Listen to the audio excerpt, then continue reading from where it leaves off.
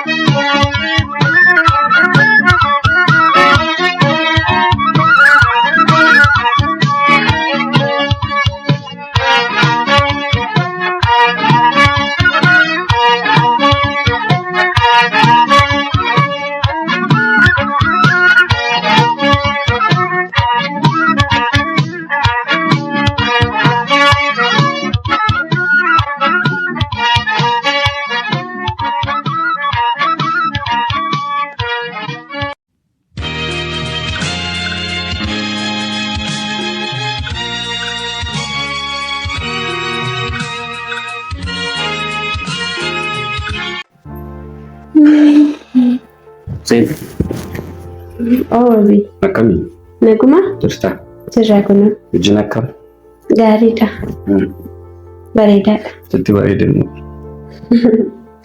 كنتو نجوني جرت باتيتا يسديمت امبارينا نفنا جتي باتي متى أي تمرتي تاري سكان موسي غرغارولات لك ركون قولنا جدا لك كاي نما غرغارو باي جالت بيكتا والغرغارون مو عادا كينيا سمتيره وبي كاي ركون قولنا جدا مالي dirqamam shamarri hojjechaa dhiirri taa'ee ilaaluuni addunyaan ni keessi jiraatu keessatti baay'ee kan qabu beekte kanaaf tons gargaare baay'ee natti tola لك ركون قولنا جدا وانغوت جرانا ديمي قد ركون قول baay'ee waan tokko si gaafadhe jedheeni irra anam caarraa argachuu hin dandeenye baay'ee biizii turteetisi tole na gaafadhu rukun gidduu kana keessa jechuudha ni maqaama kee irraa kaateeti seenaa dhaloota kee kana gabaabsiteetuma jechuudha akkanaa himtu barbaadeen ibsa rakkoo qabu akka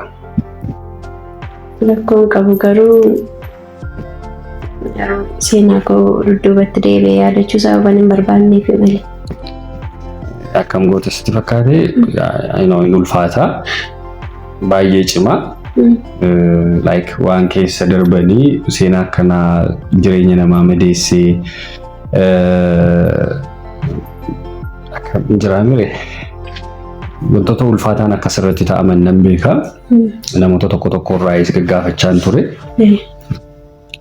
akkamatti jireenya ulfaataa akka dabarsitee as geesse namni ta'e waan ta'e naa kaasanii jira garuu afaan kee irraa dhaga'ee baay'ee manatti tola I know akkasitti cimu mee gaggabaabsiima naa himii jechuu barbaade tolee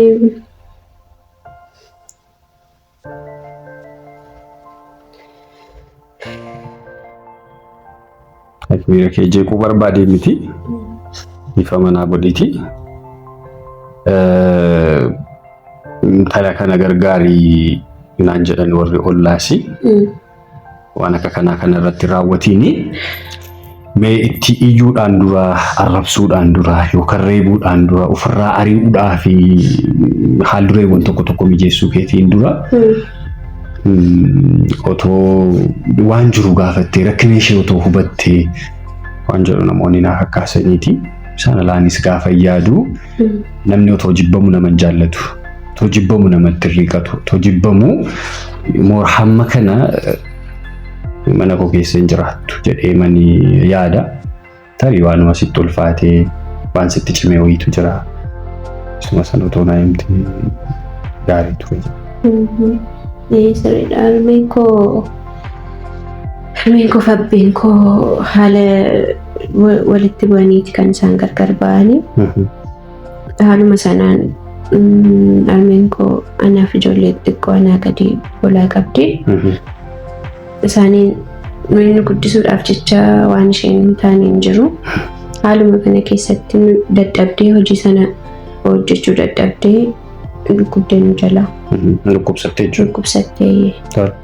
Gaafa dhukkubsattu nammoo maal goona jennee gaafa yaadnu haala yeroo darbe isinirratti isinii birrii isin kadhachaa ture sana akkasittitu birrii kadhannee ijoollee xixiqqoo sanas amma hin dandeenye isaaniinis yeroo mana barumsaa isaanii deeman mana barumsaa gidduutti addaan kutu. Baay'ee ulfaata baay'ee garaa nama nyaata. Maal barbaadamma barachuu barbaadamu akkuma kanaatti mana namaa qacaramtee jireenya kan gaggeessuu barbaadda. Osoo baradhee natti tola. Garuu ijoolleen sun akkam ta'u yoo nan dhiisee yoo hojiin hojjedhu ta'ee mana namaa deemee yoo hojiin hojjedhu ta'ee ijoolleen sun immoo akkam ta'u kan jedhu yaada koo keessa jira sababa ta'eef barachuun yeroodhaaf osoo naa ture jedhee malee seenaa koo osoo dubbadhee baay'ee cimaa. Harmeen keessa jiraatu amma. Harmeen koo jirti. Keessa jiraatan iddoo isaan jiraatan kana wajjin arguu dandeenyaa dhaqne. Ulfaata bakkichaatti deemuu hin dandeessu. Rakkoo qaba yoo itti si keessaan gargaare. Erga rakkoo keessa jiraatteeti yoo hin gargaare maal rakkoo qaba? Toon dhaqee gargaaree baay'ee natti tola.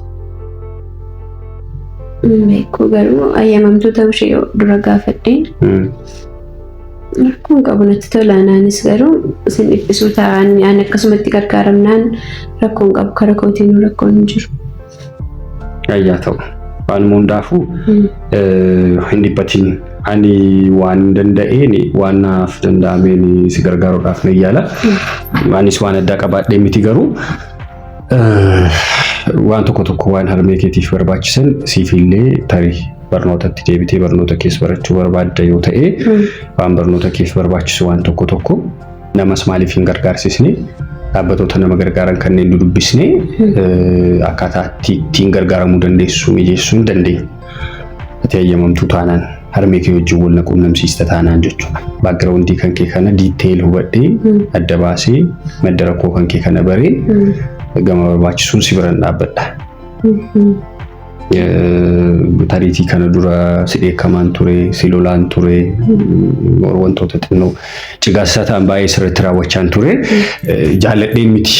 Anis wantoota tokko jireenya kee keessatti si mudatan gaafa duuba deebitee yaadattu akkuma amma seenaa jibbisiisaa qabdu kana gama nama gargaaruu kanaan wal qabatee nama dafee understanding godha gama sanaatiin rakkoowwan gurguddoo hedduutu irra gahee ture.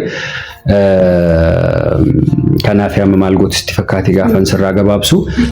Kanaaf hamminaa danda'ameen si gargaaruudhaa fi si cinaa dhaabbachuudhaa fi waadaa siin gala. Wanti guddaan isaa seenaan kun hammam dhugaadha. Siitiin kireet ta'ee taanaan naareeshinii yookaan immoo ani si gargaaruuf qophiidha. Seenaan ati manatti himte kun dhugaa ta'ee taanaan harmeen kee dhuma rakkatanii daandiirra jiru taanaan an nama hanga kana hunda onni akkas jabaatu sana qabu miti. Tole.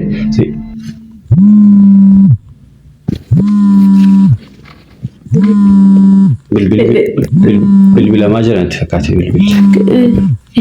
Kun baay'ee miti. Kana laata miila? Kun bilbila maal jiru bara?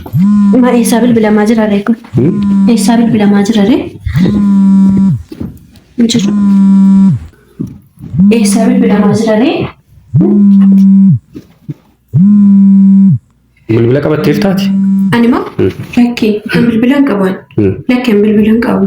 Akkasumayyuu hin qabdu bilbila? Hin qabu dhugaa wabi. Tasgabbaa'ee bilbilamaa jiru taanaan rakkoo hin qabu garuu kana miti bilbilichi kan bilbilamaa jiru. Kan keensee man immoo. Ani immoo kan keensee. Alaa bilbilamaa jira laata? Hin qabanne bilbila hin qabanne taanaan waan nama sodaachisu maayyuu hin jiru. Amma kana nuti hin jedhinaati. Tole. Lakkee ani hin qabanne bilbila akkamittiin qabadhaan isaan fuudhaan bilbila. Alaa bilbilamaa jira laata? Deemee ala laalee dhufu ala laalee dhufa.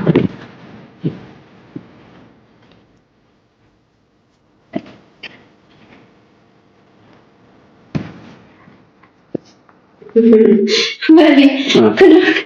As keessa silaa deemnee alaa bilbila majira. Alaa bilbila alaa bilbila majira alaa haasofsiisaa jira. Eenyutu? Eenyutu haasofsiisaa jira? Ollaadha kaa. Ollaatu haasofsiisaa jira. Bata kunuuf jira. Waan hundaafuu maal goota sitti fakkaate waan itti kanarratti fokas godhi harmee kan keessa dubbisuun dagatiin iddoo ta'ee ga'een deebi'a ta'ee laaqanni yoo jiraate naa qopheessita. Tole rakkoon qabu deemee rakkoon qabu qopheessa.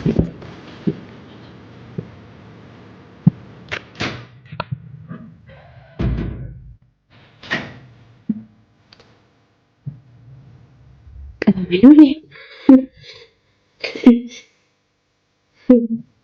Musun qabamee jiraate akkamiin ta'a?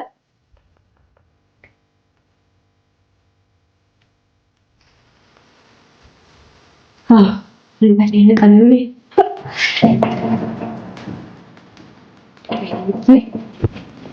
Eenyu? Seenuun. Kottu seename hanga saddeebiin dhufeessi. Eenyutu?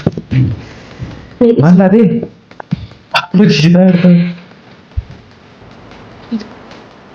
Mana jiru? Inni hin jiru waan ta'e nan beekaa dhiise.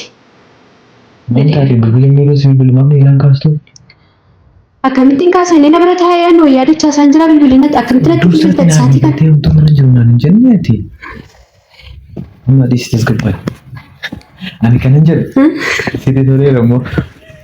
Tole jira ati qooseeti. Waan keessa jiru ana beeka. Furdattee jirta iyyuu bara. Furdaddeera? Akka mijarri sirriitti sunuunsaa jiru natti fakkaate. Isa sootaamoo badee nama akkamiiti seete keessumaa isheenii. Isi gooftaa koo anu asii waan hin bahu natti fakkaatu. Ani kanan jedhu garuu akkamsii deemaa jira? Akkamsii deemaa jira? Illee akka salphaa miti. Ishee amansiisuun leenkee gaariidha garuu kan barbaachisu isadha. Ilaali waan sitti immoo waa'ee ishee qofa miti amma karaa ishee erga amansiifatte ishee amansiifte miti as cimtuudha. Nan beekamu akka ta'e galmaan geessu garuu. Beektu mana seenaa jechuun nama akkamii akkan ta'e hin barreessi. Sin beeka sirriitti. Walumii amma kanayyuu hin jettamatti. Ani namoota jiran keessa si qofa filadhee maaliif akkas si erga beektaa? Sitti waan amanuu fi sammuu kan kee. Anaa ol yaadda barate. Ulfaata baay'ee akka ta'e akka kanaatti. Hin ulfaatu waan ulfaatu qabu ilaali. Waan irratti walii galee san beekta miti? Ilaa waan barbaadde godha gaafa sana. Atumti ishii kana qofa milkeessi malee waan ati barbaadde. Na beekta moo an dubbatti hin jedhu. Waan an dubbadhes immoo. Akka hin balleessu beektamti garuu waan sana naan gootu taanaan. Waan dhumaan balleessu. Ana kennaa na beekta miti jecha tokko dubbadhe taanaan keessan deebi'an. Waan an namaaf waadaa gales immoo waadaa nama cabsee beeku. Garuu namni na gowwoomsuuf yaalaan akkasuma. Anaafis bakka jahan jette sana waan jette sana naan hojjetu taanaan waan isa atumti hojiin sitti kenne sana seeraan hojjedhu galmaan gahi malee dachaa sanaan si godhaan. Kunoo. Inni haala koo qabaraan barbaadde kan godhan. Ilaali. Akkuma ishee amansiiftee harka kee galchatte sanatti isas amansiistee harka kee galchuu qabda. Gaafa ati ilaali akka sareetti si duukaa deemuu qaba namni kun. Anaa dhiisi siin jedheera aman waan hundumaa anaa dhiisi. Ani nan hojjedha. Ati hojicha duwwaa laali. Rakkoo qabu amma waan biraallee waan naa gootuutu jira. Iddoo hojiitii dookumentii wayii fudhee galee jira. Inni kanaaf dookumentii sana barbaaddee naa kennita. Dookumentii? Eeyyee. Dookumentii mana keessan kaa'ume? Mana keessan kaa'u. Kaleessa fuudhee galee waan ta'eef qulfii baatanii deemu yeroo hundaa qulfii gaafa inni dhufu akka goote waan ittiin hojjettu si fidee dhufeera. Akka goote inni akka raafu taasisuu qabda. Sanboota qulfii fuudhiitii dookumentii sana naa fuudhi. Dookumentiin sirriitti na barbaachisa hojii kanaaf keessattuu jechuudha. Lammaffaa immoo wantichi sillee deeggara. Kophaa kee akkasiin hojjenne si gargaaraan jira baay'ee. Si deeggaraan jira iddoo kanatti jechuudha. Inni sirriitti si fayyada. Hojii kee daftee galmaan ga'uudhaaf, doorsisuudhaafis waan nuuf ta'uudhaaf jechuudha. Kanaaf Yaadaan jira amma akkamitti akkam fuudhuu yaadaa jira wanticha. Rakkoon qabu ilaali. Inni immoo yeroo baay'ee waan irraan fadhe manatti jees deebi. Rakkoon qabu ilaali. Jala tamanni kun ani qoricha irraa fidee dhufee jira. Ani qoricha irraa fidee. Qoricha irraa tiyyuu maasan gochuu hin danda'u. Irriba qofadha. Gaafa inni nyaata naa hojjedhu siin jedhu nyaata namatti xiqqoo orma shibin gootee kennitaaf. Yoochiseewu. Amma kana sammuu kee meeqatti asii olee si jajaa ooleen gad deebitee lafa jala teessaa qoricha irraa irra erga yoomii nama ajjeesee beekamu. Ajjeesu taanaan rakkoon qabaan isheen miidhamin jedheen malee inni yoo barbaade boolla yoo lixe maaltu naga isheenaan. Ilaali waan sitti immoo sammuu kee rifresh godhe. Rakkoon jiru mana jedhaan rakkoon. Bal'isii yaadi. Waan siin jedhe kana seeraan hojjedhu. Beektaa maal anaaf naa kenninaan rakkoon hin jiru. Anaa qofa qopheessi sirriitti. Isaaf rakkoon qabaatiin waan siin jedhe qofa hojjedhu dursa. Rakkoon karaa qarshiitiin gosi hodhee beekaa. Dursa osoo hojii kana naan hojjetiin qarshiisii kennan turre. Isaallee waan baay'eetti na gargaarteetta. Kanaaf iyyuu hojii kana gammaan gahee na gammachiisi kaa. Karaa kootii waan tokko hin batin amma akka gootu akkaataa itti kennituu fi sittin agarsiisaatii bishaan fiti qottu. Bishaan? Qottee ishii. Akkuma ni dhufeen nyaata hojjettee fi gaafa dhiyeessitu nyaata cinaatti bishaan hin barbaada waan ta'eef. Yoo akkas jedhee nyaata naa qopheessi na eegina. Kan bakka kanas jechuu barbaade. Gabaa koo. Deemi fiti.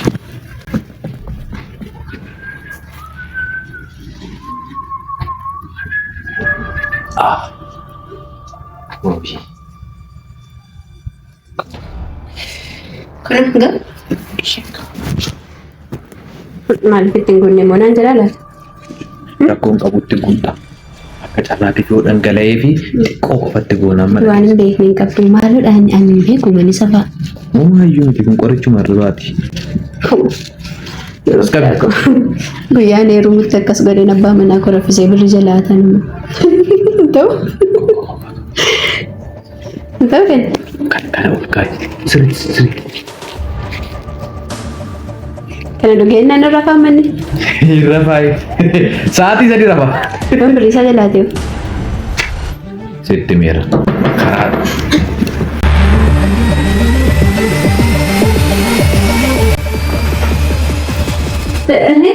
Wabii dhufteettaa?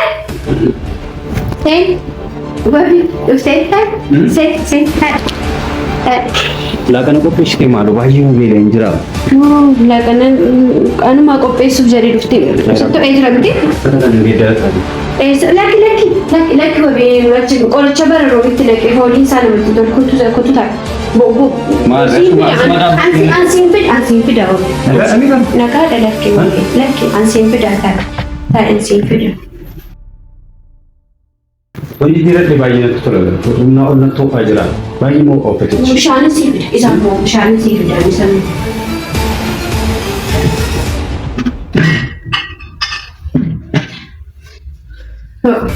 Sitti jiranti dhukkee bishaan. Dhukkee kaa. Kun karaa geejjibni tola ture. Baay'ee moo humna ol ho'aa. Humna ol ho'aa. Toto'aa geejjibni amma kana qorichi waan dhiibbaa qabudha. Nama jirtini dhamaalee kan bararoo jedhanii ollaa kanatti kennanii jennaan achumaan najuun dhuftee ofii isheeti gochuura jedheen ofii kootii itti nannaqee keeyyamu amma itti naqe. Nyaanni qophoofni jettee miti? Anuma qopheessuuf jedhati immoo dhufte dhugi kaa. Maali dhugi? Maal?